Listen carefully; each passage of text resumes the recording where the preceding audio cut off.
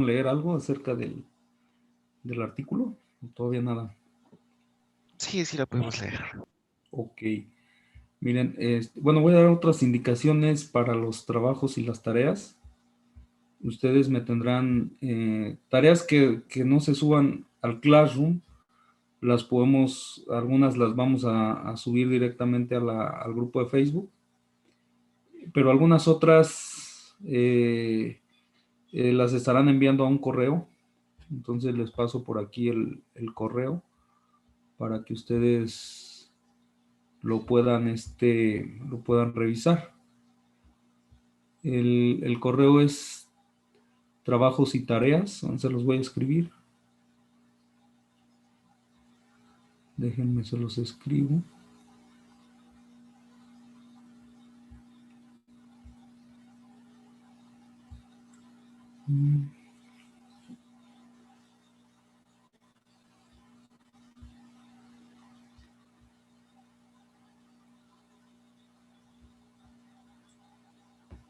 Aquí está un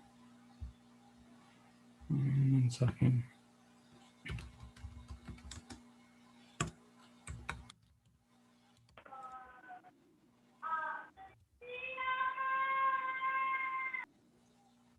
Más déjenme.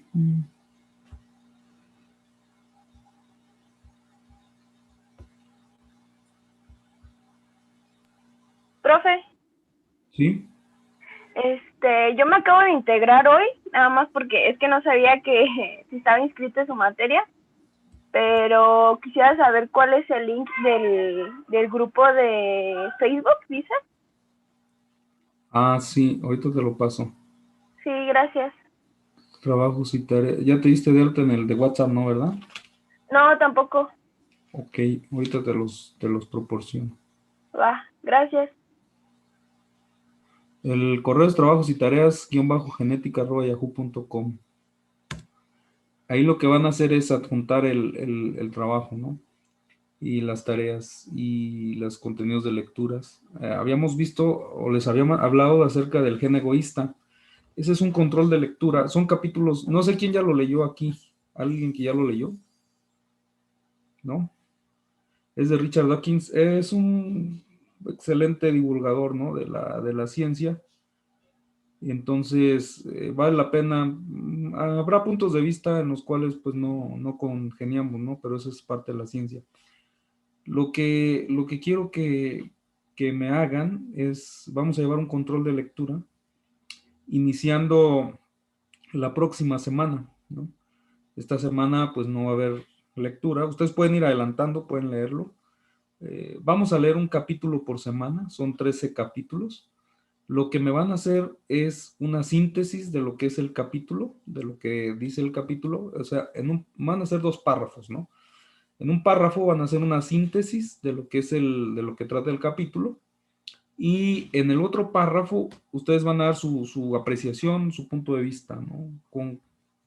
¿Estamos de acuerdo, no estamos de acuerdo? O lo que el capítulo en sí, lo que están leyendo, haya generado en ustedes, ¿no? ¿Sí me explico? Entonces, ese me lo van a enviar a la cuenta. Ustedes van a enviar un correo. No sé si me doy a entender. Ustedes van a enviar un correo que en el encabezado le pongan control de lectura del gen egoísta. Entonces son 13 capítulos. En la primera semana, cada lunes de cada semana se va a entregar el capítulo, ¿no? Un capítulo 1, el siguiente semana capítulo 2, siguiente semana así hasta terminar el capítulo 13. Entonces, imagínense que ustedes envían la primera semana, ¿no? Ya redactan su correo y le dicen ahí, control de lectura del gen egoísta. Y lo envían. La siguiente semana o las siguientes semanas, ustedes ya no van a generar un nuevo correo, un nuevo escrito, ¿no? Sino sobre el mismo correo que ya enviaron, van a enviarme el siguiente. El asunto es de que en un solo correo yo voy a tener los 13 o las lecturas que hagan, ¿no? Y esto nos va a ayudar porque son cuestiones que al final pues son puntajes a su calificación. y resulta que me puedo equivocar a la hora de decir, no, ustedes de 13 capítulos leyeron 8, ¿no? Entonces tienen tanta puntuación. Pero ustedes me dicen, no, yo sí los envío, entonces yo ya tengo ahí todo el historial de envío, ¿no? Lo mismo va a ser para las tareas. Entonces, en uno correo me van a enviar lo que es tareas, ¿no?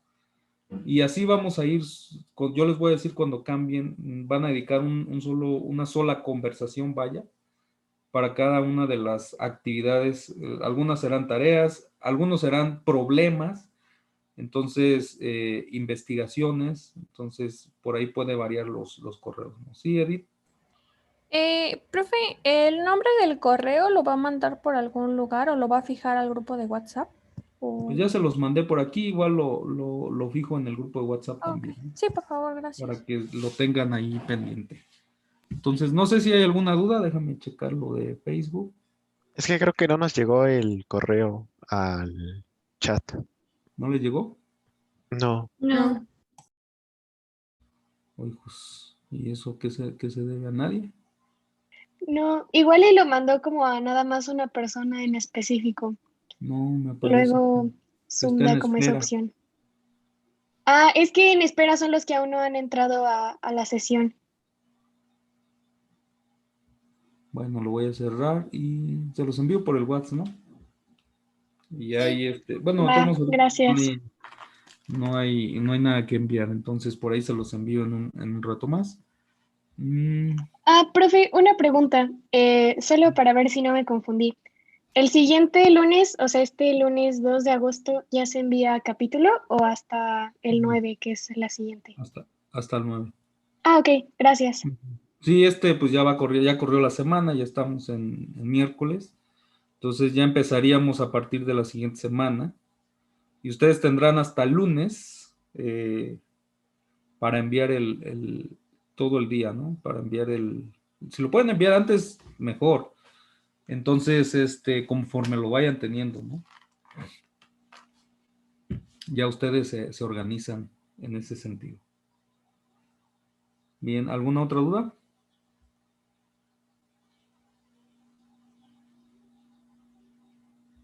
Bueno, vamos a ver. Permítanme.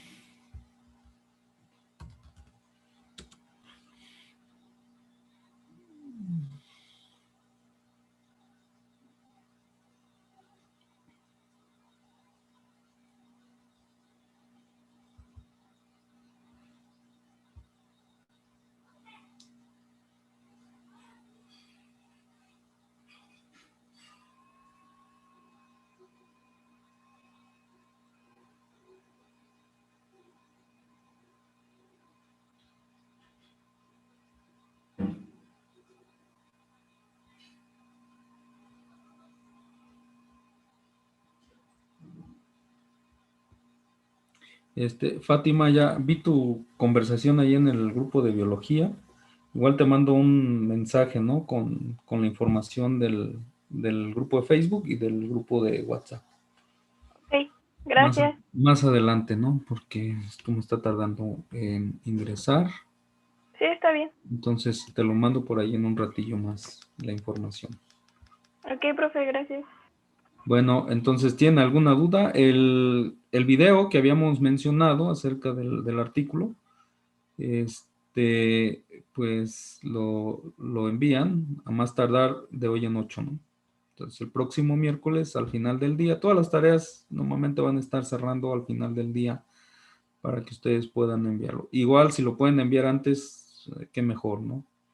Pero como tope, pues tenemos hasta el día, en 8 días, para que hagan su video y lo puedan subir. Va directamente al grupo de Facebook. Ahí lo ponen, por favor. Ya ustedes, si lo quieren animar, no es mejor, ¿no? Poner algunos ejemplos a manera de video en ese sentido. No sé si tengan alguna duda. ¿Qué tipo de video va a ser? Es que no estuve en la clase anterior. No te has dado de alta. ¿Sí apareces en lista? No te has dado de alta Sí, en el Classroom, ¿verdad? no. ¿Ahí viene? las Te lo envío, ¿no? especificaciones. Sí, Ok. ahí viene, es la lectura número 1. Ah, ok. Déjame comparto pantalla. Ujú.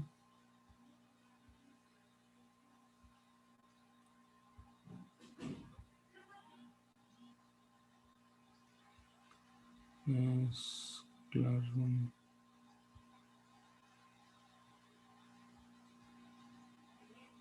Aquí está el Classroom, entonces te envío también por el Messenger lo relacionado, ¿no? O para más fácil, mándame un mensaje a mi número, ¿no? Es espérame Ajá. tantito, 434 Ajá. 102 Ajá. 17 Sí. 58. Ok, entonces ahorita le mando mensaje. Sí, y ya yo te agrego directamente al grupo y te paso el enlace de Facebook y el de Classroom, ¿no? Sí. Entonces aquí hay unas carpetas, les mencionaba la vez pasada, donde está pues todo el contenido del curso. Entonces aquí en lecturas hay la primera lectura que se llama Conceptos Básicos de Genética. Aquí está el material y lo que van a hacer es un video no muy largo, de 3 minutos, más o menos, más o menos, ¿no? Explicando algunos de los conceptos que vienen ahí, ¿no? Solamente enfóquense a los conceptos que tienen que ver con la parte del tema, ¿no? Ahí viene una tablita, un cuadro donde vienen los conceptos, su definición. Claro, ustedes van a ahondar más en montar ejemplos de este tipo y pueden usar animaciones, ¿no? Para poder describir. No es necesario que los pongan todos, solamente escojan algunos para que sea considerando el tiempo de la duración de cada uno del video que van a enviar. ¿Sí? ¿Sí, Fátima, quedó bien? ¿Claro o todavía no? Sí. Entonces, ya que ingreses al Classroom, te das de alta con tu correo de Gmail y podrás acceder a todo el programa, ¿no? Y aquí está el programa también y está la forma de evaluación. Igual ya si vas teniendo algunas dudas, pues también lo podemos ir viendo, ¿no? Ok. Bueno, entonces no sé si hay alguna otra duda.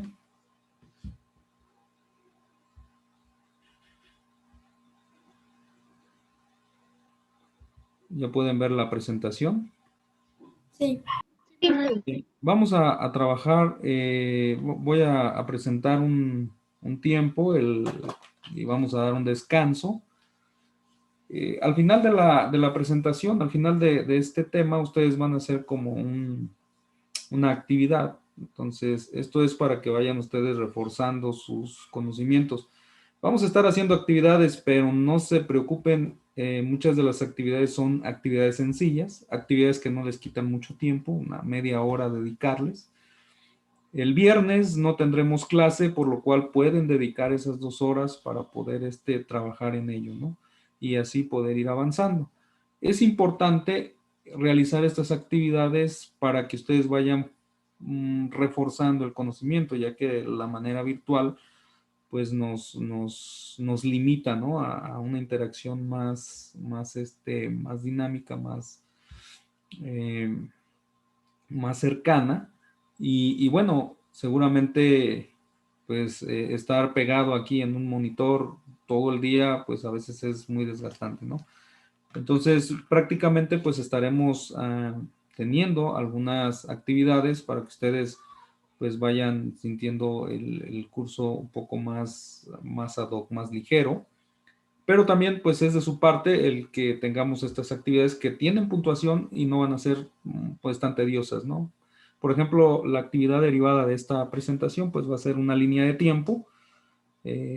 Todos podemos hacer una línea de tiempo donde veamos eventos importantes en el desarrollo histórico de cómo se fue dando la genética, ¿no? Y entonces ahí tendremos una gama muy importante de eventos sucesivos en esta forma, ¿no? Entonces son cosas que nos van a ayudar a un poco a estudiar, un poco a revisar la literatura e ir pues reforzando las bases que necesitamos para poder entender lo que es la parte de la genética, ¿ok? Entonces esta es una tarea también, es una actividad que ustedes pues van a enviar al correo y yo estaré ahí pues viendo sus trabajos, ¿no? También lo pueden hacer de manera didáctica, pueden utilizar herramientas diferentes para que puedan hacerlo, ¿no? Bueno, esta línea de tiempo es una hoja donde tendremos pues una línea de tiempo de los eventos que a ustedes les parezcan más importantes, ¿no? Entonces yo aquí les voy a dar algunos, ya ustedes pueden profundizar en algunos de ellos o pueden retomar algunos otros, ¿no? Entonces vamos a dar un recorrido acerca de la historia de la genética y bueno, todo se remonta en este monasterio, ¿verdad? Es el monasterio de Brunn en Austria. Aquí desarrolló sus trabajos un monje, no sé, este monje pues lo hemos escuchado ya desde los trabajos en nuestra preparatoria, en la secundaria, y es el monasterio de Brunn, donde presta sus servicios religiosos, un monje llamado Gregorio Mendel, donde en sus ratos libres, pues a él le gustaba también el aspecto de la ciencia y empezaba a desarrollar y a trabajar con este guisante.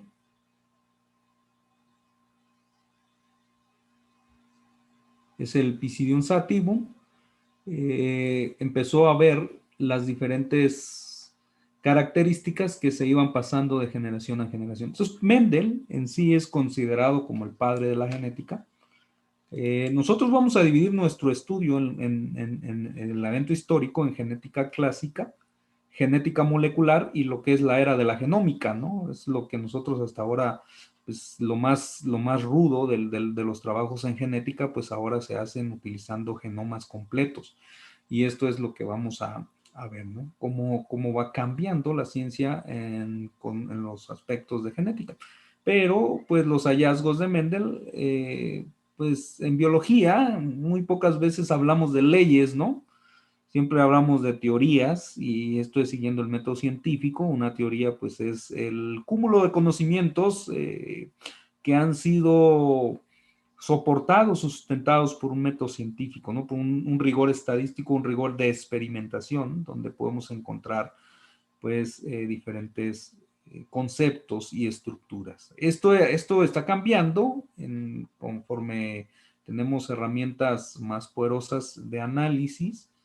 Pero bueno, esto se sigue manteniendo lo que llamamos o lo que conocemos como las leyes de Mendel, que de hecho Mendel muere frustrado, ¿no? Él no supo el impacto que tuvieron sus hallazgos, fue hasta 1900 cuando pues había una revolución en todos los sentidos, ¿no? Estaba la Primera Guerra Mundial, pero también estaba la guerra a nivel genético en la ciencia, donde pues había gente que decía, no, Mendel, los trabajos de Mendel no son lo que él dijo, prácticamente podrían decir que metió la del pozole, ¿no?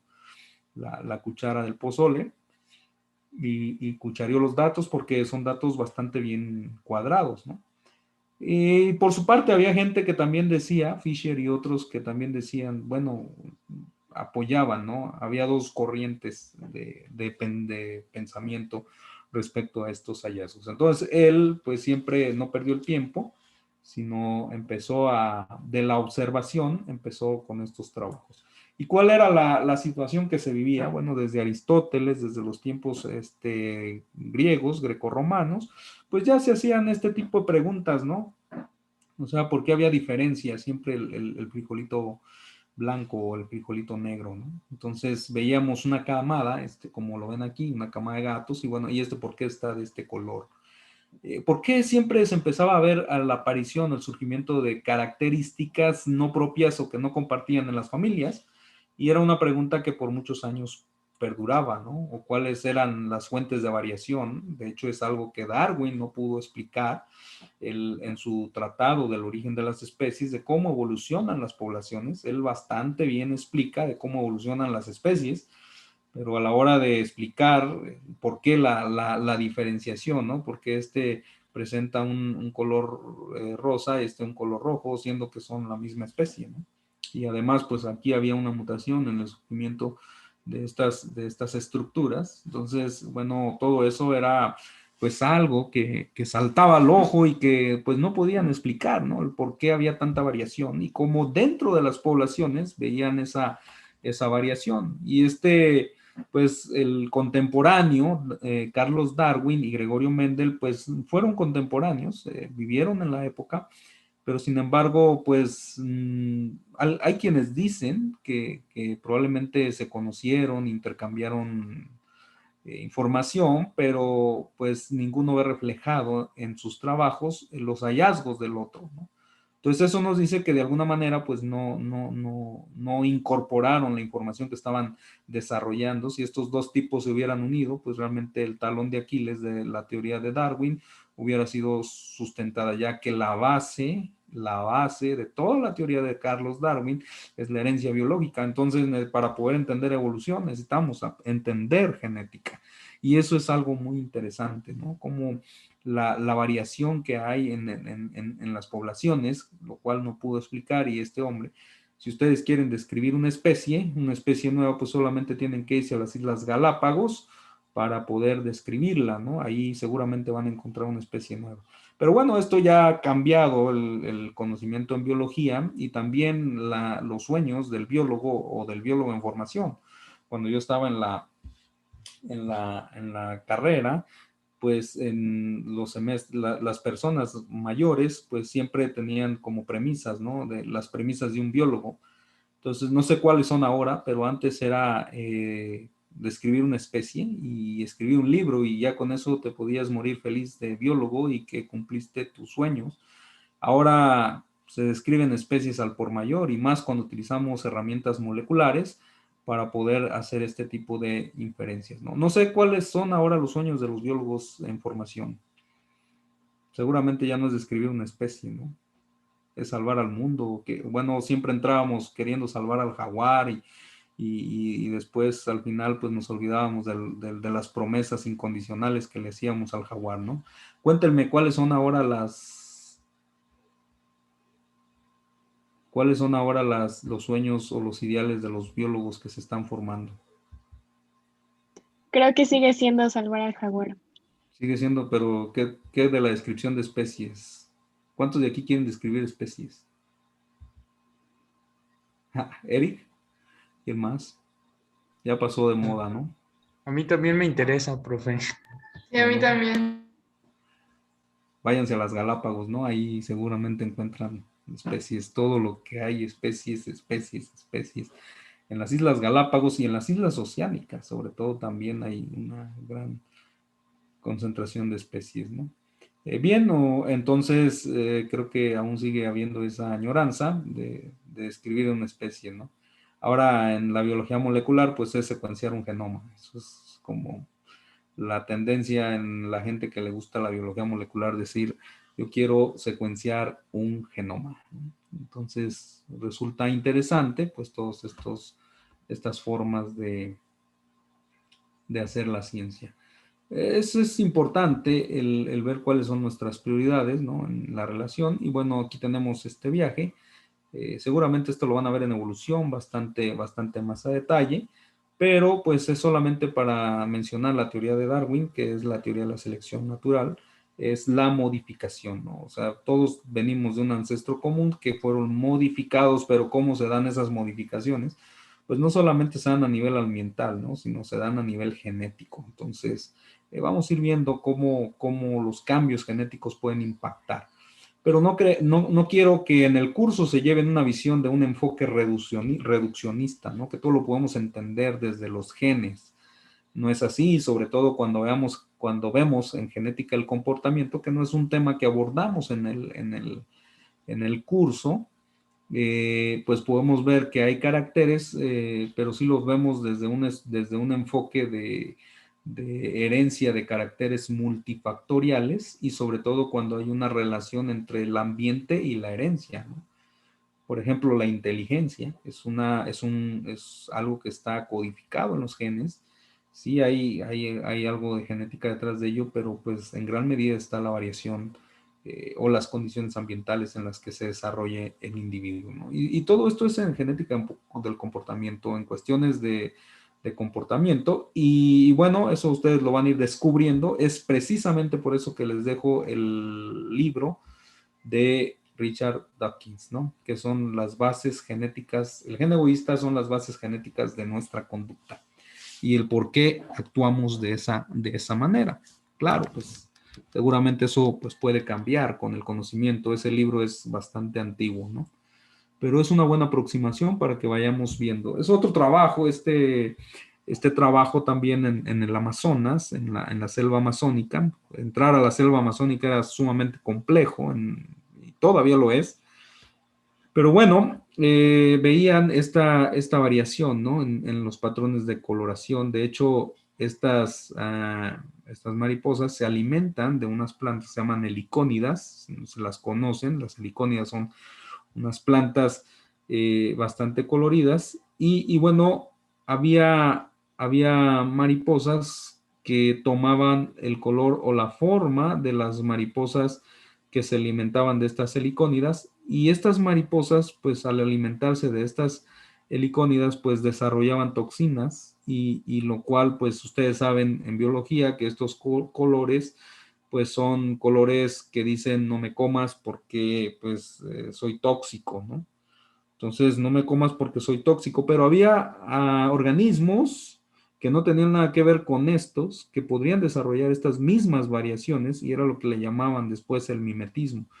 Recuerden que las colecciones entomológicas han sido una acción lucrativa desde, pues estamos hablando desde los años de Darwin. Realmente estos viajes de Darwin, o todos estos viajes, era porque eran bien pagadas, ¿no? Las colecciones entomológicas. Entonces, llegar con estas observaciones, con estos ejemplares, entre más vistosos, entre más bonitos estuvieran, pues más bien te los pagaban. Muchos pagaban estos viajes para poder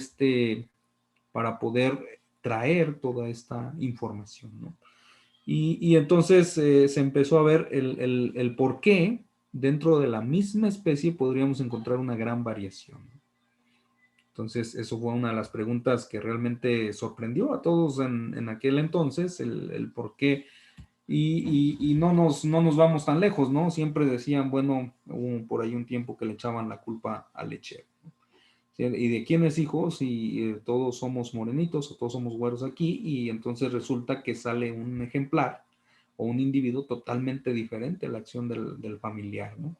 Y entonces, pues volteaban a ver al vecino, volteaban a ver al lechero y decían, pues este no es mío, ¿no? Y fueron pleitos de mucho tiempo en muchos hogares, hasta ahora todavía, ¿no? Se sigue dando esas acciones, el por qué hay estas características. Y todo, pues, tendría que ver con la acción de los genes y de la expresión de los genes.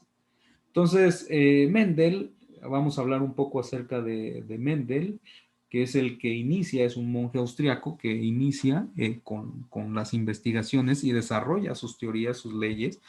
Lo hace con experimentos de hibridación de plantas de líneas puras que tenían características diferentes, y él lo basó en diferentes caracteres. Ahora, este hombre fue muy afortunado porque Pisidium sativum tiene 7 cromosomas, y cada una de las características que eligió son 7 características, y cada una de esas características está codificada en un cromosoma diferente. Con esto se ahorró bastante dolores de cabeza, como la cuestión de ligamiento o de recombinación, que precisamente cuando quiso repetir estos mismos resultados, cuando quiso repetir estos mismos experimentos en otras plantas, sobre todo en plantas de Phaseolus, de estos de los frijoles, pues no encontró esos patrones, ¿no?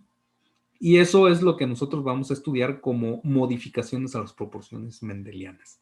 Entonces, los experimentos de hibridación de Pisidium sativum, no estamos hablando de un híbrido entre especies, estamos hablando de un híbrido que tiene un pool genético diferente. O sea, había caracteres, ahorita vamos a ver las formas o los estados de carácter, o eso los vamos a ver cuando veamos más adelante los patrones de herencia mendeliana. Por eso, surge toda la parte del cruce o de los cruzamientos o de las leyes de Mendel, que son los postulados que derivaron de su investigación, como los cruces monohíbridos, dihíbridos y trihíbridos, la ley de la segregación y transmisión independiente. Sí, Gabriel. Sí, profe, tengo una duda. Ya aprovechando que se está hablando de esto de la hibridación, el semestre pasado me quedó esa duda y ya no la pude solucionar. Bueno, ya no pregunté, pero ¿se pueden reproducir entre híbridos? O sea, dos híbridos o una especie pura y un híbrido, ¿o es imposible? Sí, se puede. Depende. En plantas es muy común. De hecho, los encinos es un modelo muy, muy interesante. Y en evolución, en evolución hay una forma de especiación que se está retomando, que es por medio de reticulación. Y la reticulación es hibridaciones, ¿no? O sea, haz de cuenta, por ejemplo, los peces en el centro de México, la génesis, o sea, el centro de México o el altiplano mexicano es muy dinámico, ¿sí?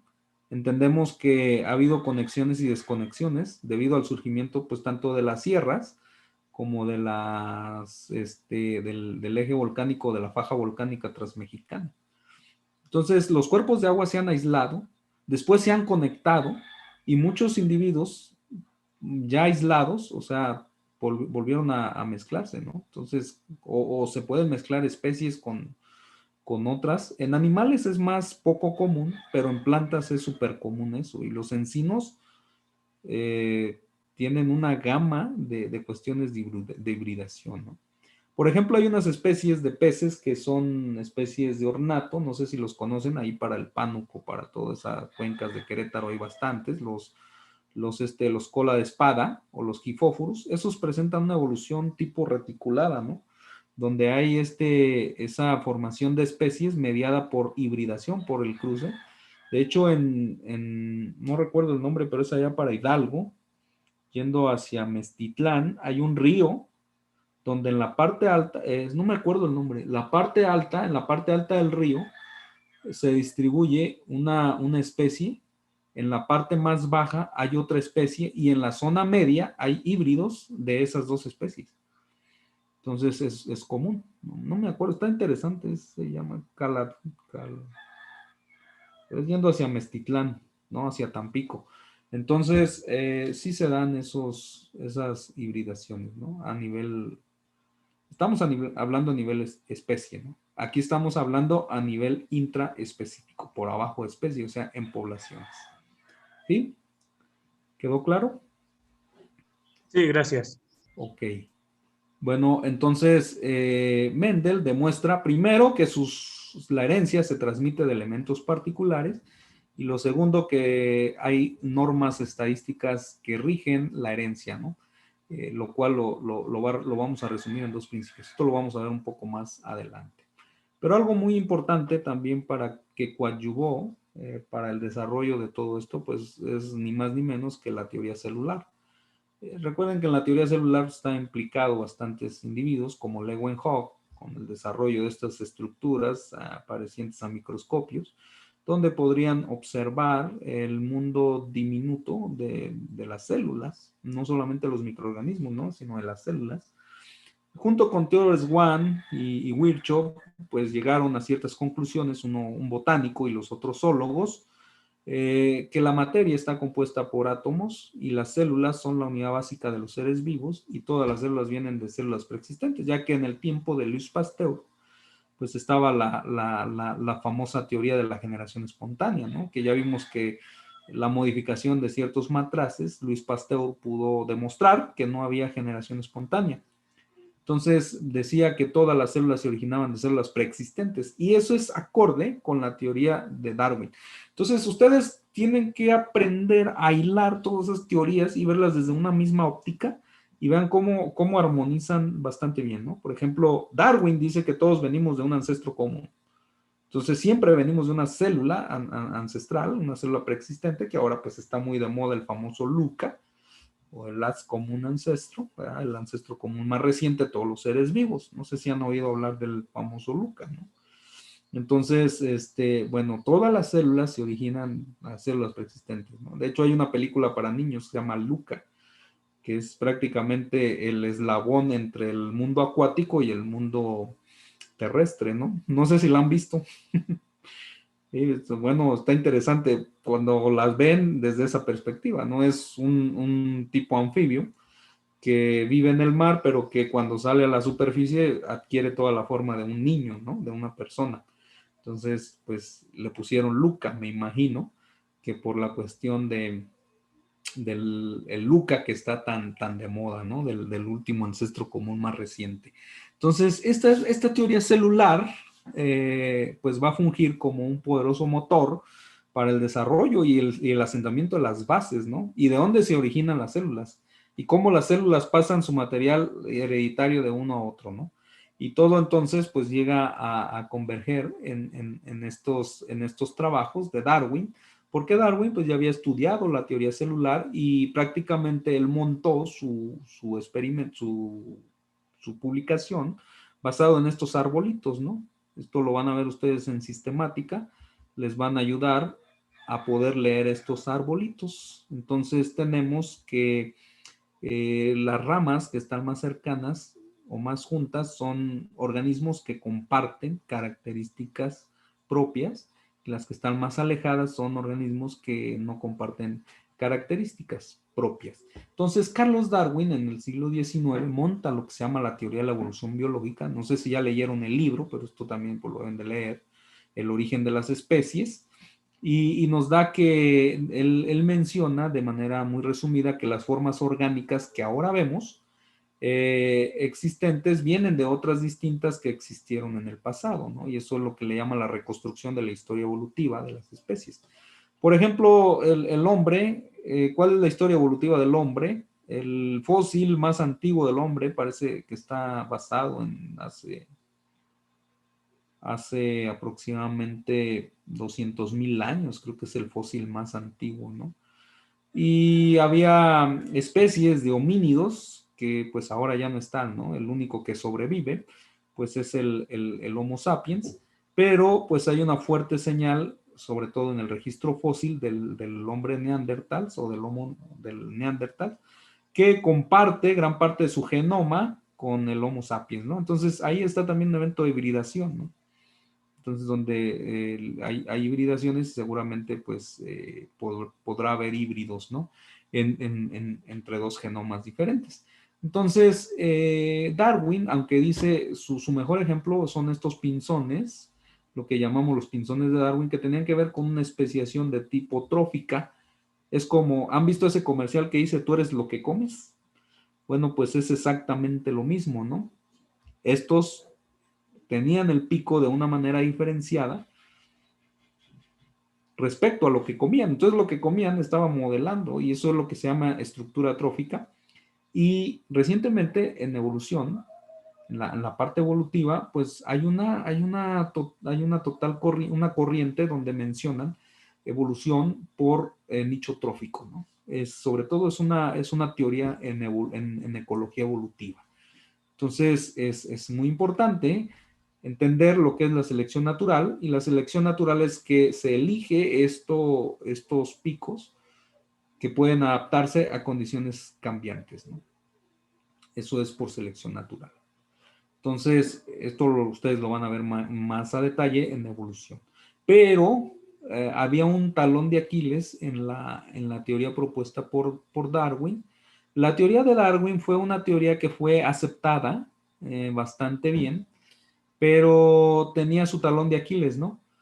Que él no sabía o no tenía una comprensión de las bases genéticas de la variación y de la herencia, por lo tanto no pudo explicar cómo evolucionaban las poblaciones, o sea, no pudo explicar por qué dentro de las poblaciones o de los grupos de especies había tanta variación, ¿no? Eso no lo pudo explicar él. Por lo tanto, se generan dos teorías, que una es la teoría de la pangénesis, son teorías muy antiguas, desde Anaxágoras, Demócrito, donde ellos decían, la teoría de la pangénesis nos habla de que en la forma de que se heredaban las características de padre a hijo, era que el cuerpo producía un número de gémulas, que después estas gémulas que se producían se iban por vía sanguínea y llegaban a los gametos. O sea, era como una recopilación de todas las características del individuo, se formaban unas gémulas y llegaban a los gametos, y después el individuo nuevo se formaría por la fusión de todas estas gémulas y harían un nuevo individuo, ¿no?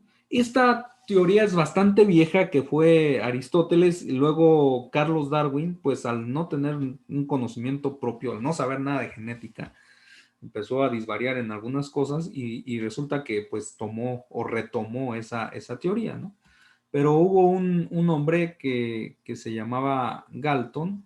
Entonces tenemos aquí que Galton resuelve este detalle, ¿no? O sea, lo que dice es de que aquí está el concepto de pangénesis, ¿no? El cerebro, se creaban gémulas, cada uno de los órganos empezaba a producir gémulas que mediante grupo sanguíneo, mediante el torrente sanguíneo, viajaban a los gametos, lo mismo en la mujer. Se producían los gametos basado en la información de las gémulas formadas, y estos gametos al unirse formarían el cigoto, y el nuevo individuo pues estaría formado por la combinación de gémulas de papá y la combinación de gémulas de mamá. Pero Galton refuta esta teoría, y fue una teoría, un experimento bastante sencillo, en el cual dice pues no hay una refuta, no hay un surgimiento de esas gémulas como tal, ¿no? Y es que, bueno, dice, si eso es cierto, entonces si yo inoculo este torrente sanguíneo de un conejo blanco y se lo pongo acá, entonces va a tener un compartimento de tanto de gémulas, de características de este conejo y características de este conejo blanco. Y cuando yo lo cruzo, pues me van a aparecer conejos blancos, ¿no? Y resulta que no, que todo fue exactamente igual a los parentales. Por lo tanto, pues esto de las gémulas también se resuelve con las leyes de Mendel, ¿no? O sea, son teorías que ya están bastante obsoletas desde las leyes de Mendel, pero era lo que se creía, ¿no? Al respecto de cómo se heredaban los caracteres. Estas preguntas siempre se las hicieron. Y la teoría del plasma germinal, que nos dice el plasma germinal, pues es de que el individuo está dividido en dos partes, lo que llamamos el soma, ¿no? De ahí viene el compuesto de el nombre de las células somáticas y las células sexuales, ¿no? Entonces, el plasma germinal es el que transmite de generación a generación las características, y el plasma somático es el que constituye el cuerpo de los organismos. Y en realidad esta teoría del plasma germinal pues es la base, ¿no?, de la herencia, porque es cierto, si nosotros toda la información que se transmite de generación en generación está en los gametos, ¿no? Esto es lo que el plasma germinal después venía a sustituirlo por gametos. Y ahora nosotros también conocemos que el soma son todas aquellas células que no se encuentran en las células germinales, ¿no? Entonces, esta teoría, pues, es más ad hoc, pues, claro, con sus respectivas modificaciones de lo que es la herencia, ¿no? Entonces, cualquier mutación que el organismo tenga en el cuerpo no va a ser transmitida de padre a hijo, ¿no? Pero si las mutaciones se dan en las células germinales, entonces sí va a ser transmitida a la siguiente generación, ¿ok? ¿Sí estamos hasta aquí o no? Sí. Sí, bueno, todo bien. Ok. Entonces, con esto, en 1900, cuando se redescubren, en el siglo XX, en los inicios del siglo XX fue bastante importante para ir afianzando las bases experimentales y conceptuales de lo que es la genética. Habíamos dicho que Mendel muere sin ni siquiera saber, pues que sus trabajos tuvieron un gran impacto, ¿no? De hecho, a lo mejor hasta depresión le dio, porque su artículo que fue publicado, pues no fue en 1856, no fue nada bien recibido, ¿no? Entonces, ¿por qué cuando hicieron estos experimentos con otras plantas? Pues seguramente no funcionaron, ¿no? Pero no funcionaron no porque Mendel no tenía razón, sino el modelo de estudio no se adecuaba, ¿no? a las características propias de las leyes de Mendel. Por eso hay un tema donde nosotros vamos a ver esas modificaciones a las proporciones mendelianas, o lo que vamos a ver los tipos de herencia que no se ajustan a las descripciones de Mendel. Y en el siglo XX, con todos estos desarrollos, el conocimiento de la biología, surge lo que se llama la genética clásica. Entonces, la genética clásica surge con el redescubrimiento de las leyes de Mendel, que están trabajados pues por estos individuos, ¿no? Aquí había una disección entre dos grupos, unos eran los mendelianos y otros eran los biometristas. Entonces, los biometristas nunca apoyaron el trabajo de Mendel, y en cierta razón porque no se ajustaban. Los biometristas eran aquellos que contaban, ¿no? Y recuerden que nosotros vamos a tener dos tipos de datos en genética, los datos continuos y los datos discretos. Entonces, la herencia de los datos continuos, pues es una herencia tipo poligenético que nada se ajusta con las características descritas por Mendel. Son tipos de herencia, pues que están ahí, ¿no? Y sobre todo es la estatura, por ejemplo, es un poligen. Son múltiples genes que están codificando para una misma característica, ¿no? Entonces, la estatura es una de ellas, y entonces ellos solamente lo que podían contar, y específicamente pues eso no se ajustaba nada a lo que decía Mendel, ¿no? A las proporciones mendelianas. Pero estos individuos, Carl Correns, que descubre la herencia citoplasmática en la herencia de los cloroplastos, ¿no? Con el Don Diego, con el Mirabilis, es una planta que tiene, no sé si la conocen, tiene hojas verdes, tiene hojas blancas, jaspeadas, ¿no? Entonces, una tiene ausencia de cloroplastos,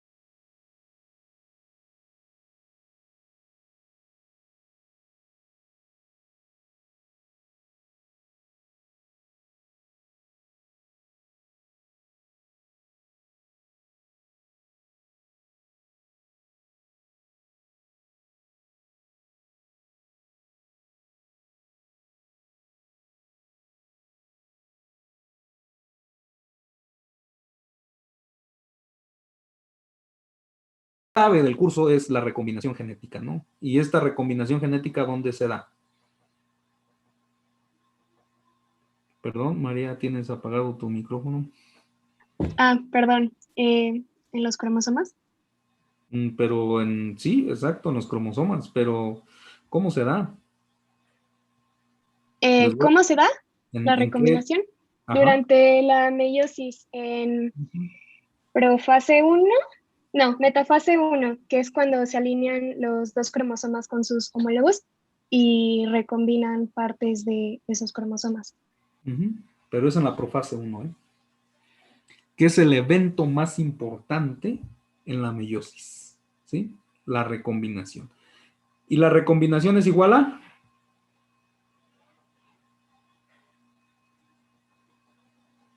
Tu micrófono. Sí, pueden levantar también la mano para verlo, ¿sí? Perdón, es que Sí. no entendí la pregunta. O sea, recombinación es igual, tradúcelo en biología, a sistemas biológicos. La recombinación es igual a Esa diversidad, ¿no? Diversidad. variación, exacto, ¿no? Por eso tenemos la variación. Imagínate un organismo 2N, el humano, tiene 23 haploides, 23 cromosomas, que si estamos hablando del estado haploide. ¿Dónde se da el estado haploide? En las células germinales, ¿no? Es donde tenemos, o sea, todas nuestras células son 2N, ¿no? Eso es para diploides, 2N. Si fuéramos tetraploides, ¿cuánto tendríamos de material genético? 4N. 4N. Entonces estaríamos hablando de 4 veces más lo que tenemos, ¿no? Pero en un estado haploide es N, son 23 cromosomas. Entonces multipliquen eso, ¿no? A la N, a la 23.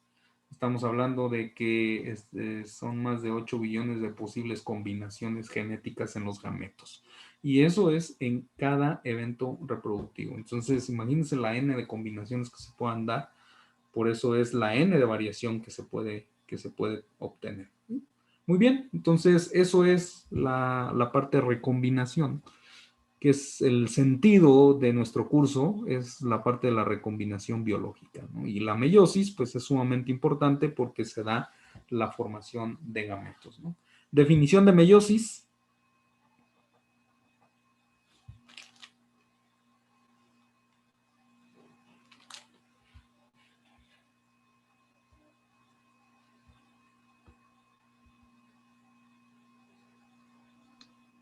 Proceso de recombinación genética entre células sexuales o células con gametos. A ver, ¿alguien más? Recombinación. Bueno, la definición de meiosis. Le falta, ¿no? A la definición que nos dio Miguel. ¿No podría ser multiplicación o división celular? O bueno, crecimiento celular. Bueno, una cosa es crecimiento y otra cosa es división, ¿no? Yo me quedo con división celular. ¿Qué más? A ver, vamos a repetir lo que nos enseñaban en la prepa, ¿no? ¿Se acuerdan? Meiosis. ¿Alguna vez vieron un programa que se llama Sabrina? ¿No? Bueno, es muy antiguo. No, bueno, no tan antiguo, pero ahí lo repetían bastante. Meiosis, proceso de división celular, ¿no? Pero ¿qué más pasa ahí? Es un proceso de división celular. La mitosis también es un proceso de división celular. ¿Cuántas células hijas hay? 4 células haploides, ¿no? Haploides, que tienen la mitad de la información genética, ¿no? Entonces, cuando nosotros vemos el ciclo celular, ¿qué proceso importante genético se da ahí? Si nosotros nos vamos a nivel de ciclo celular, entonces cuando nosotros tenemos el ciclo celular, en ciclo celular hay diferentes fases, ¿no? Tenemos la fase 0, la fase G1, la fase S. ¿Qué de importancia hay en la fase S? Se duplica el material genético La y es síntesis. importante porque si no ocurriera eso, cuando la célula pasara Sí. hipotéticamente a mitosis o meiosis, se quedaría las células hijas sin material genético completo. Así es, ¿no? Aunque en meiosis hay algo que se llama la no disyunción, que es la asignación errónea de los cromosomas, y entonces resulta que por una no disyunción, en la meiosis 2, recuerden que la meiosis está dividida en 1 y 2, entonces la meiosis 2 es la meiosis 1 es donde se da el proceso de recombinación, la meiosis 2 es una mitosis de la meiosis que ya había ocurrido, y no hay asignación de cromosomas hacia un gameto, entonces tendremos un gameto 0 cromosoma, y tendremos un gameto duplicado con 2 cromosomas, y eso es lo que pasa en el síndrome de Down, en cromosoma 21, donde la asignación de una no disyunción mete un cromosoma, en lugar de tener un gameto haploide, tengo un gameto diploide. Y cuando este se junta con el gameto haploide del padre, pues nace una trisomía, ¿no? Entonces, una trisomía es la condición de un extra en el material genético, ¿no? Entonces, esos son conceptos que vamos a ir entendiendo a nivel de genes. Porque hay otros, cómo diferenciar trisomías de tetraploides, de triploide, ¿no? Entonces, ¿qué es un trisómico? ¿Qué es un triploide? Entonces, son cosas que vamos a ir viendo, sobre todo cuando veamos herencia cromosómica, ¿no? Cómo dan estos factores la herencia cromosómica. Bien, entonces, todo esto que ya vimos, los cruces, pues se vieron de que estos factores... Profe, ¿sí? perdón que lo interrumpa, es No. que estaba esperando a que terminara de hablar de eso porque no entendí muy bien lo que nos había comentado de segregación independiente. Ah, ok, no, lo vamos a ver más adelante. La segregación independiente es el asignamiento de los genes. O sea, si esta mosca es amarilla y este tiene ojo blanco, no importa no importa lo que esté en el otro carácter, ¿no? O sea, cada carácter se transmite independientemente del otro. Y en recombinación o en ligamiento genético, siempre que se va un amarillo, se va un blanco, ¿no? O sea, se heredan como ligados o como paquetes en eso. Entonces, segregación independiente es que no importa si tienes los ojos azules y tienes el cabello chino, no importa, no quiere decir que siempre un individuo va a tener el cabello chino y los ojos azules, ¿no? O el color del cuerpo, el tez blanco o el tez moreno. Entonces, es independiente uno del otro. Se heredan de manera independiente. Eso quiere decir. Esto lo vamos a ver, lo vamos a reforzar más adelante, ¿no? En las clases. Pero bueno, ahí si no, con ejemplos para no desviarnos tanto del tema, ¿no? Y no explicar a profundidad. Pero bueno, esto lo vamos a retomar. Solamente independientes que no influye ningún otro carácter en la asignación de esos caracteres en las progenies. Gracias. Bueno, aquí lo voy a explicar un poco más.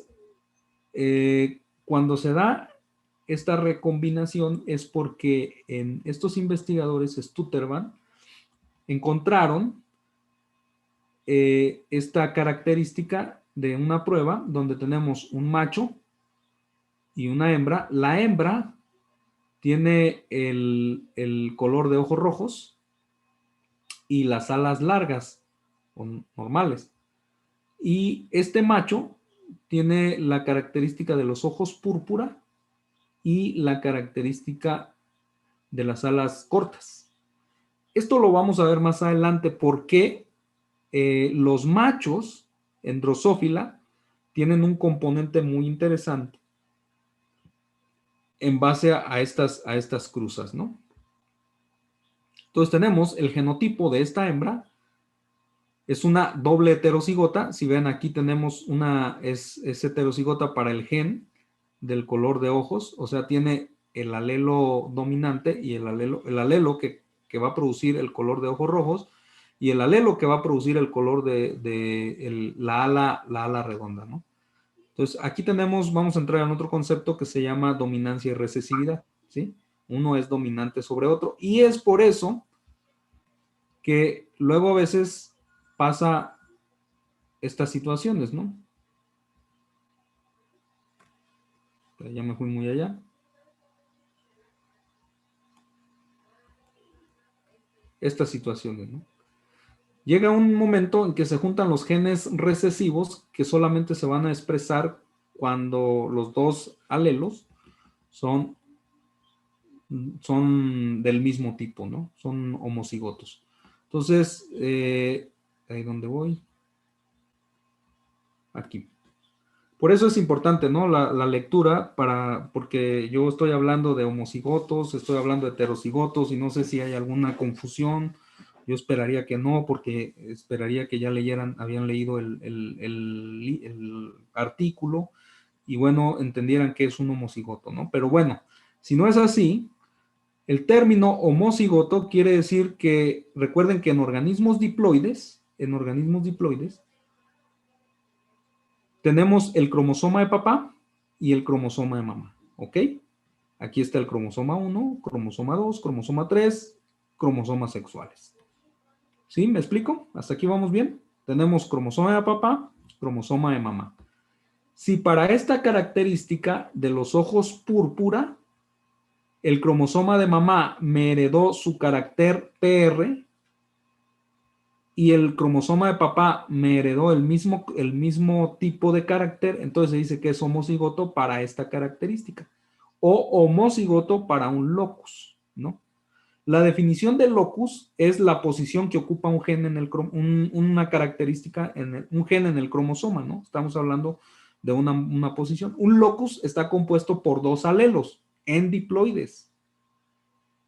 ¿Sí me explico? En tetraploides serían 4 alelos. En triploides serían 6 alelos. ¿Sí me explico? Entonces estaríamos hablando de diferentes composiciones alélicas. Esto lo vamos a ver sumamente más claro en genética de poblaciones, que son importantes el número de alelos por locus, ¿no? Para un locus dado. Entonces, este es homocigoto porque tiene la misma característica arriba y abajo, o sea, la misma característica papá y mamá. Este es heterocigoto porque arriba tiene PR más y abajo nada más tiene PR. Entonces, este alelo codifica para un color de ojos púrpura y este alelo PR más codifica para una característica de ojos rojos. ¿Sí? Entonces, aquí tenemos un heterocigoto que tiene un componente genético distinto por locus. O sea, dos alelos diferentes están ocupando el mismo locus. Esto tiene que ver con características dominantes versus características recesivas. Las características dominantes muy a menudo en la escritura genética se dan con el signo de más. Y las características recesivas no llevan un signo o signo de menos. O por cuestiones didácticas, nosotros le vamos a poner la letra mayúscula y la letra minúscula. ¿Ok? ¿Hasta aquí estamos bien? Bien, sí. Entonces, nosotros de este cruce híbrido, según Gregorio Mendel, deberíamos obtener una progenie de una característica cuando se van a segregar en los gametos independientemente.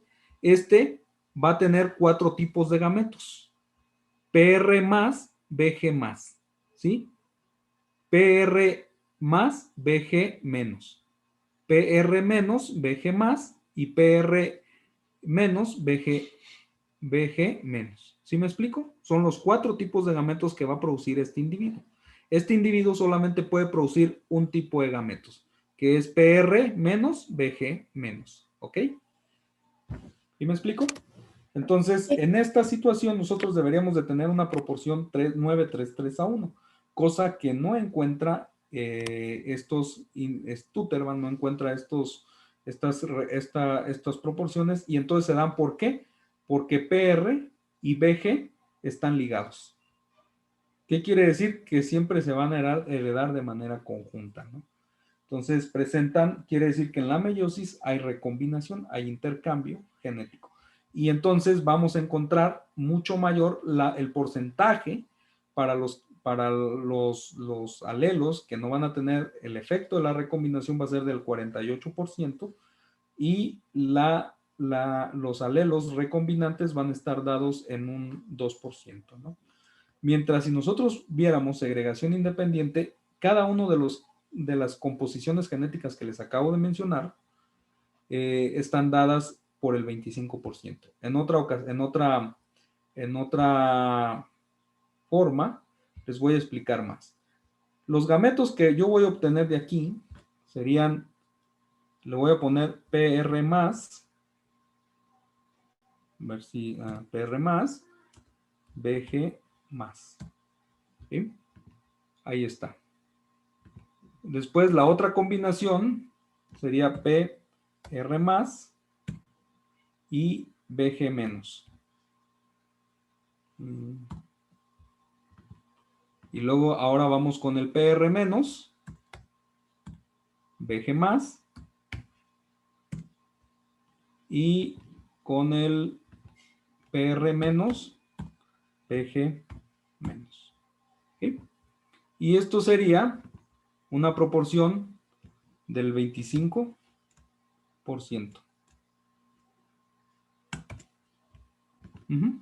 Si fuera transmisión independiente, tendríamos el 25% de estas proporciones. Esas son las proporciones. Entonces, todo es cuestión de proporciones en este curso, ¿no? Entonces, cada gameto se hereda, tiene la probabilidad de surgir en la misma forma, ¿no? Eso es lo que dice la meiosis. Se producen 4 gametos, 1, 2, 3, 4, con la misma probabilidad de ocurrencia, ¿sí? Entonces, cuando los dos están ligados, los gametos recombinantes, en este caso, los gametos recombinantes serían, por ejemplo, esto va a depender también, ahorita no me voy a meter en esto, pero imagínense que estos dos fueran los gametos recombinantes, entonces estos estarían en una ocurrencia del 2% y los gametos no recombinantes estarían en una frecuencia del 48%. Entonces, esto me cambia las proporciones dadas por un cruce mendeliano, ¿no? No sé si quedó claro o ya los hice bolas. Eso último sí estuvo algo confuso, del 2%. Son cuestiones de proporciones solamente, ¿no? Esto lo vamos a explicar muy a detalle cuando veamos la parte del ligamiento, ¿no? Y les voy a explicar el por qué. O sea, por qué se da esta proporción. Esta proporción la obtienen al evaluar progenies, ¿no? Entonces, cuando nosotros evaluamos y contamos progenies, nos vamos a dar cuenta de que cuando dos genes están ligados o están muy cerca en el cromosoma, la proporción de la herencia va a cambiar a que si estuvieran más distantes en el cromosoma. Y entonces empezó a ver que había este fenómeno de recombinación genética, ¿no? Y también una importante investigadora, Barbara McClinton, demuestra encuentra estos transposones, ¿no? El ADN saltarín en el maíz, ¿no? Y eso podemos ver los granos de maíz en una sola mazorca, pues de diferentes coloraciones, ¿no? Entonces empezamos con el término de recombinación, que es uno de los fenómenos más importantes desde el punto de vista de la herencia biológica, porque es lo que nos va a dar variación, ¿no? Bien, no sé si tengan alguna duda hasta aquí.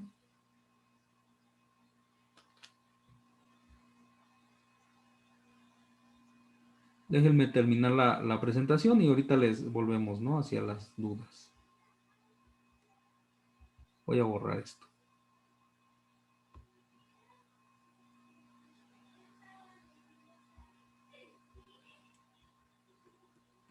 Entonces, todos estos descubrimientos condujeron a la fundación conceptual de la genética clásica, ¿no? No sé si tengan alguna duda. Ahora sí, si quieren, podemos retomar algo. Yo. Sí, Mónica. Entonces me quedé en que, bueno, me quedó la duda de si las características dominantes nos comentó que se quedan con el símbolo de más y también se le pone mayúscula o si se le pone el más ya no se le pone mayúscula o... O puedes usar mayúsculas y minúsculas o puedes usar más menos. Excelente. Gracias.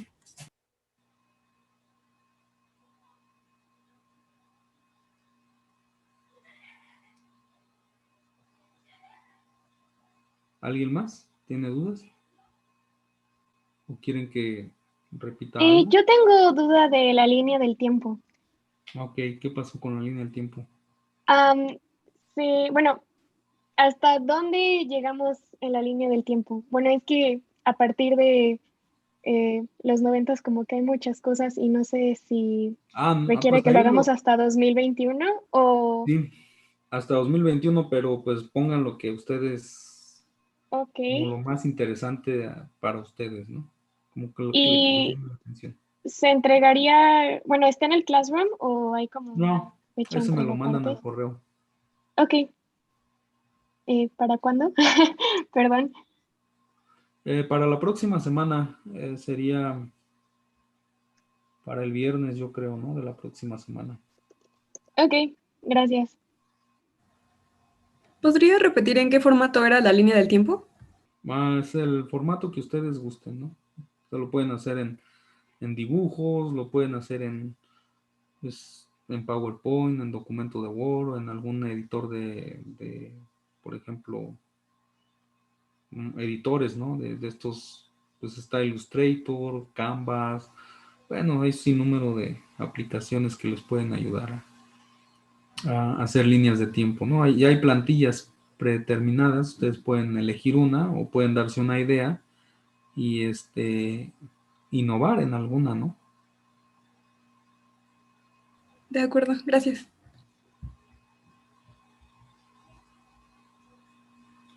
Y yo tengo una pregunta. Bueno, bueno, solo quería saber si nos iba a pasar las presentaciones o no. Algunas ya están en el Classroom. Gracias. Pero sí, se las pongo por ahí.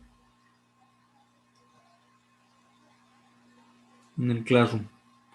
Algunas ya están cargadas, ¿eh? No recuerdo si esta ya la puse ahí o no. Pero es importante que lean la cuestión de los conceptos, ¿no? En genética, porque hablamos de alelo. Ahorita ya vimos varias cosas, como un gen dominante, un gen recesivo, y estas son cosas que vamos a ir utilizando, ¿no? Que es un factor de Mendel, dominancia y recesividad. Por ejemplo, hay 7 características con las cuales Mendel trabajó, ¿no? Que es él le llamó las formas alternativas. Y de ahí viene el nombre de alelo. Alelo es la forma alternativa de un gen. En diploides siempre hay 2 alternativas, ¿no? También tenemos que ver el componente de N, el número de cromosomas, por individuo. Nosotros somos 2 Ns. ¿Qué quiere decir? Que por cada paquete cromosómico tenemos 2, ¿no? El de papá y el de mamá.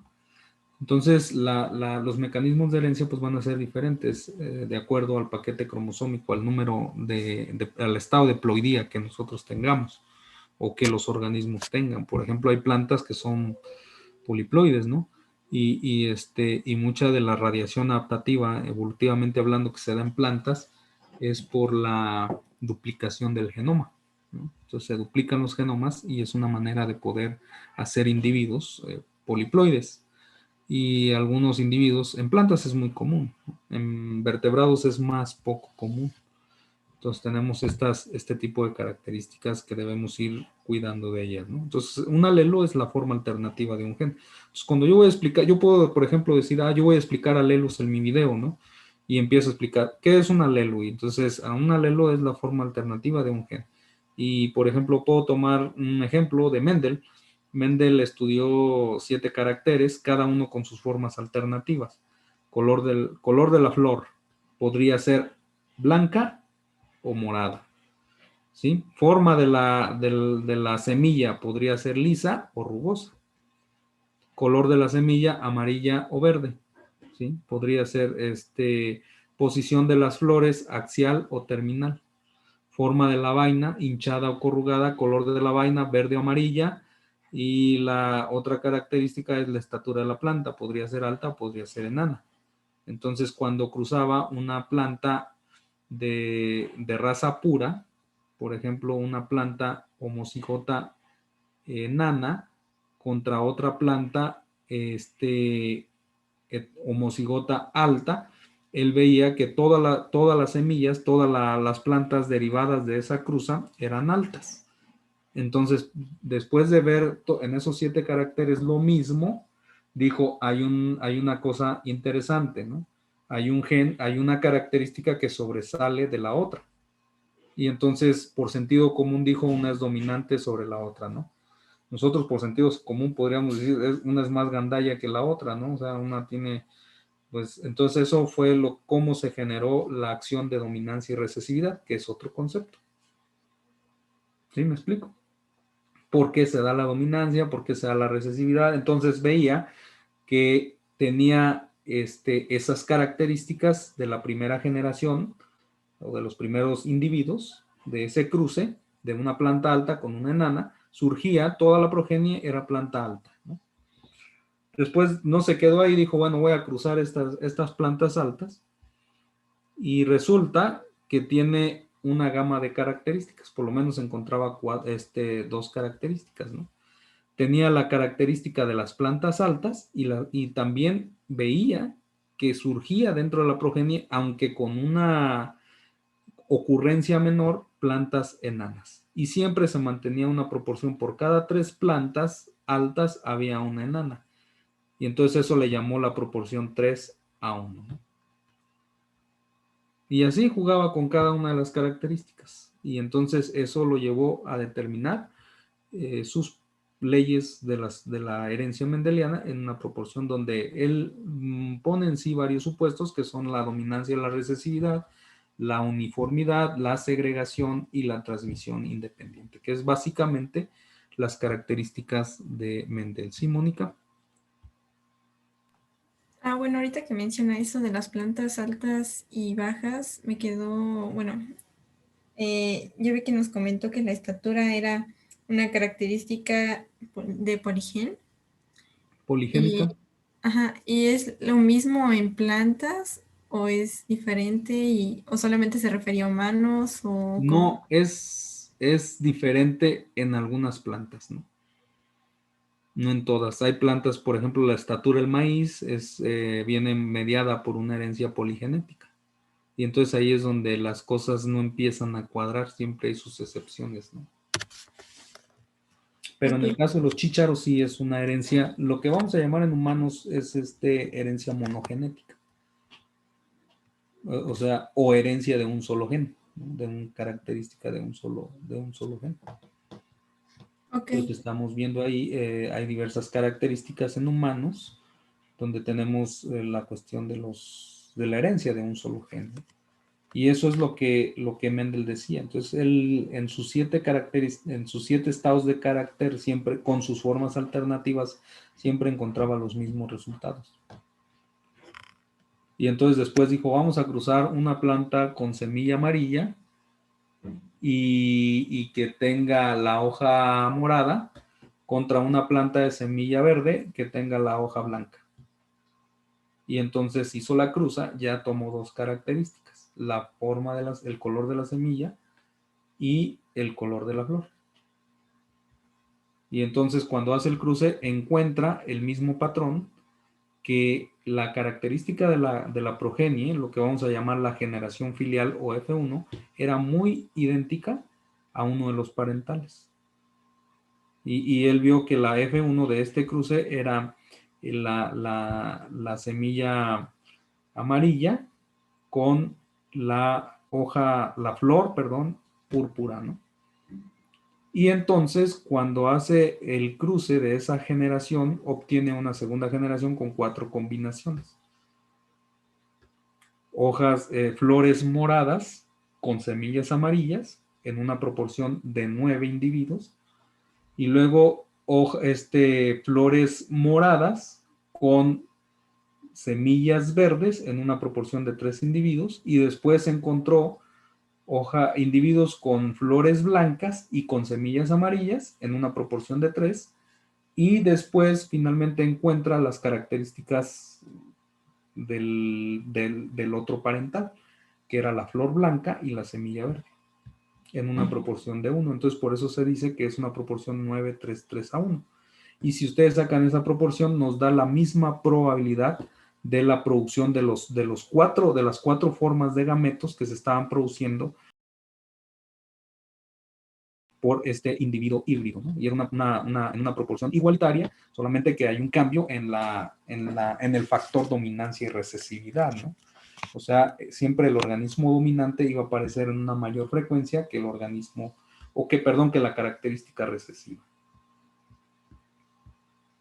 Por eso en México hay gente que tiene el ojo marrón, ¿no? O el ojo negro más que el ojo de color, porque es una característica dominante y una característica recesiva. Pero si ven a los anglosajones, pues esos todos tienen los ojos azules, verdes o de diferentes colores, ¿no? Entonces, ¿por qué? Porque hay un gen recesivo ahí que está mediando, ¿no? Entonces, por ahí en el Facebook hay una lectura, hay una publicación, no sé si ustedes la alcanzaron a ver, de una tribu, no me acuerdo si era en África, en dónde, que tenía unos ojos azules muy, muy intensos, ¿no? Muy brillantes. Y explica la forma de herencia de ese carácter. No sé si tengan alguna otra duda, algún comentario. Es tiempo de... Déjenme ver si puedo ir a Facebook, ¿no? Denme unos minutitos. Sí, Para que profe. vean la publicación.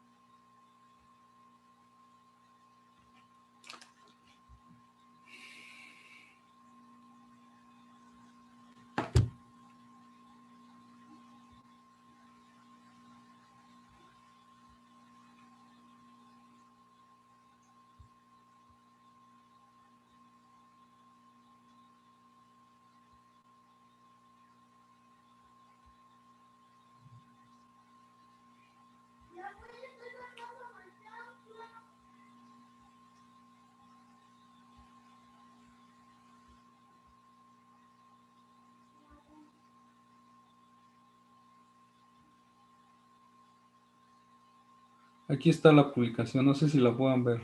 No sé si a ustedes les aparece, es del 7 de julio. Sí. Sí, profe. Y además tienen heterocromía, ¿no? Un ojo puede ser de un color y marrón y otro azul, ¿no? Esto es una condición de heterocromía. Entonces, ustedes van aquí y, bueno, van a encontrar el porqué. No sé si la pueden ver en Facebook esa. Entonces, Sí. es importante, ¿no? Que se den un tiempo para revisar.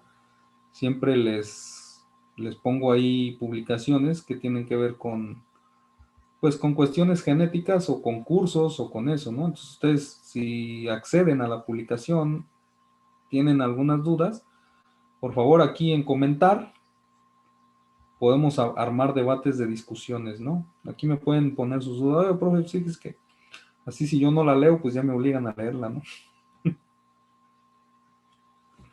Así es que no, sí, siempre me meto a leerlas, ¿no? Las que me parecen interesantes y que pueden contribuir al conocimiento de ustedes en la clase. Entonces eso me pareció bastante... Aquí explica el por qué, ¿no? Por qué se da esta enigmática hallazgo de estos azules muy intenso y tiene que ver específicamente con una cuestión de herencia de un solo gen. Bien, no sé si la pudieron ver ustedes en el Facebook. Sí. Ok. Bien, entonces ahí pueden comentar, ¿no? Ustedes también pueden publicar cosas que tengan que ver con genética o referente a publicaciones que se les hagan interesantes, igual ahí se puede hacer comentarios al respecto de la publicación. Y esto creo que puede enriquecer la clase, ¿no? De una manera muy, muy, muy interesante, ¿no?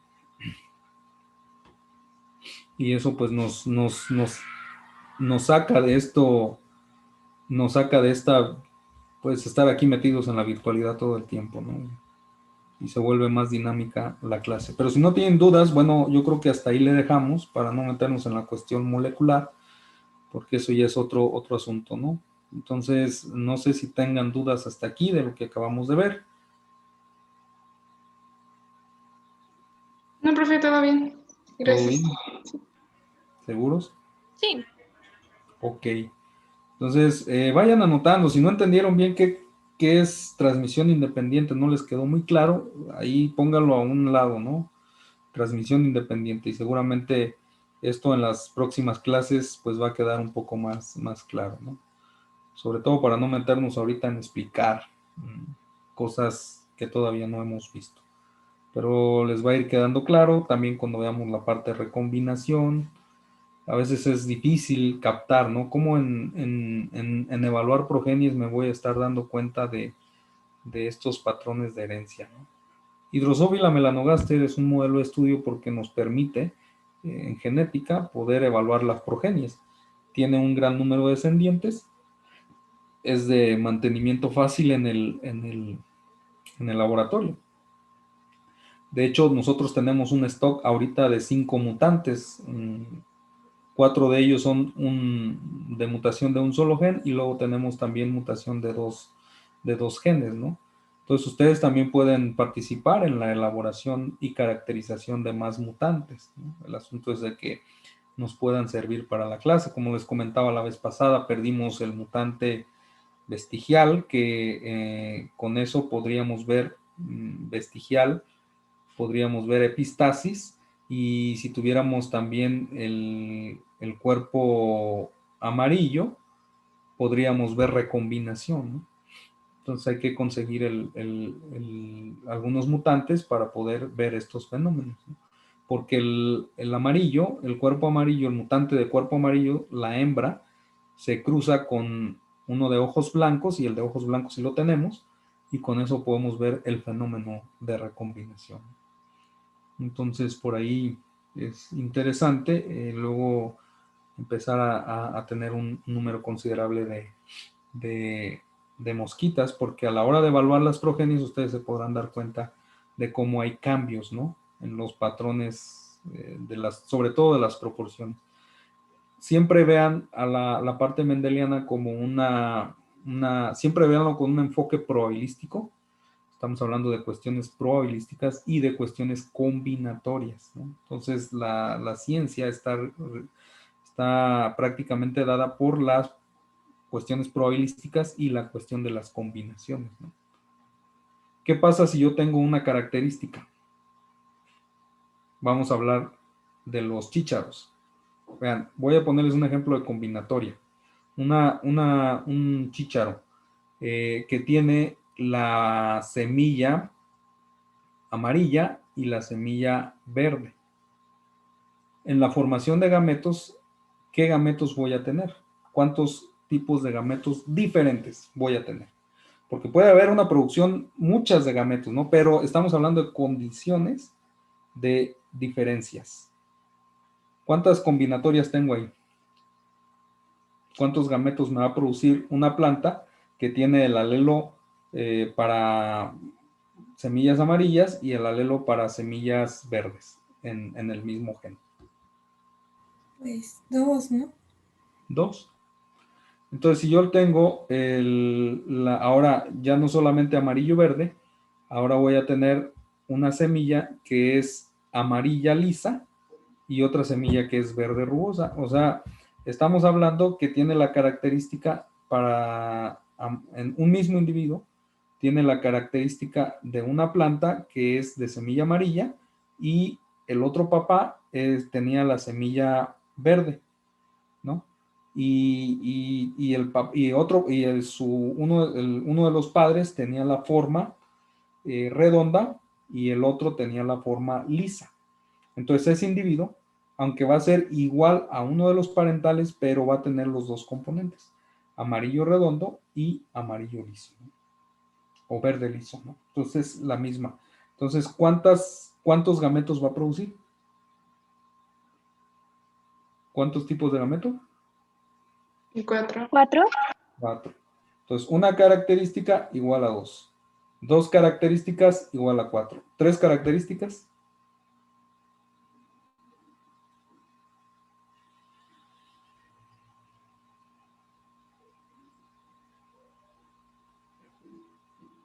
Ya llevamos amarillo redondo, verde rugoso. Y ahora pónganle la forma de la vaina hinchada contra arrugada. 9. No, 9. ¿Cuántos tipos de gametos producen? 6. No, Son 8, ¿no, profe? son 8. ¿Y 4 características? 16. 16. ¿Y 5? 32. ¿Y 6? 64. Ahí van las combinatorias, ¿no? Ahora, ¿cuál es la proporción? ¿Cuál es la proporción para los de una característica? Vean, ya vimos la combinatoria. Entonces, en el de una característica o puede ser verde o puede ser amarillo.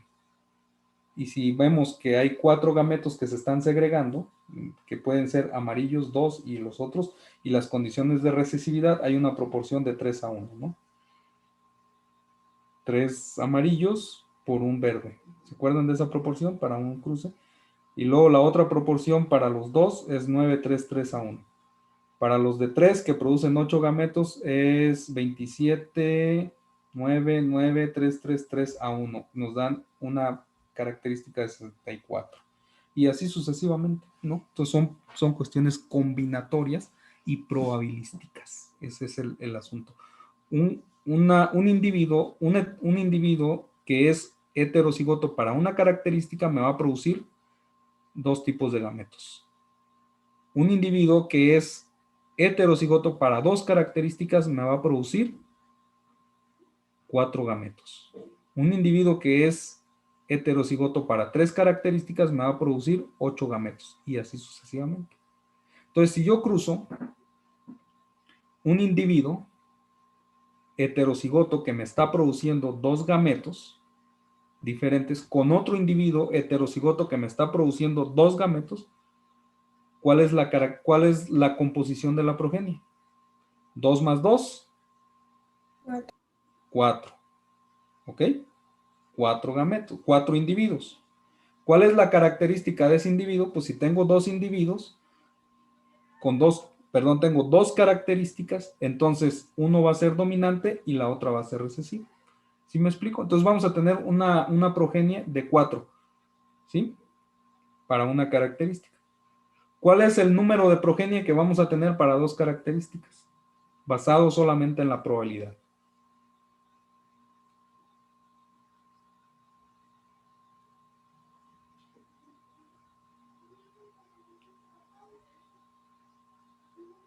¿No me explico?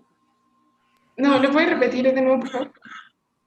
Un individuo que tiene una característica y que es heterocigoto se cruza con un individuo que tiene una característica y es heterocigoto, cada individuo me va a producir 2 tipos de gametos. Entonces, el conteo total de la progenie van a ser 4 por los 2 que tengo de cada uno. ¿Sí me explico? Sí. Sí. Entonces, si hay un individuo que tiene 2 características, ¿cuántos tipos de gametos me va a producir ese individuo? Ya me lo habían dicho. 4. Y si yo tengo ese individuo de cuatro gametos diferentes, lo cruzo con otro individuo de 4 gametos diferentes, ¿cuál es el número de progenie que tengo que evaluar? 16. 16. Y ahora vamos con el cruce de 3.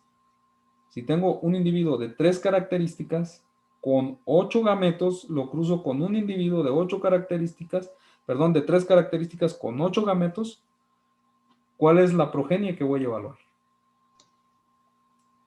8. No. 64. 64. Y así se va. Y ahí están los cruces, ¿no? Por eso tenemos, cuando nosotros metemos dominante y recesivo, hay una proporción en una característica 3:1. Ahorita no estamos poniéndole nombre a las características.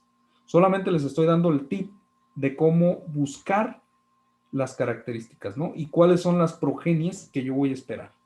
Claro, un humano de un evento reproductivo no tener 16 individuos, ¿no? Pero si se tuviera 2 características y nosotros, por ejemplo, un humano, estuviéramos evaluando 2 características y entonces tendríamos que evaluar un macho y hacer un conteo de espermatozoides para ver el número de combinatorias que hay en esos espermatozoides. En una mujer no, ¿por qué?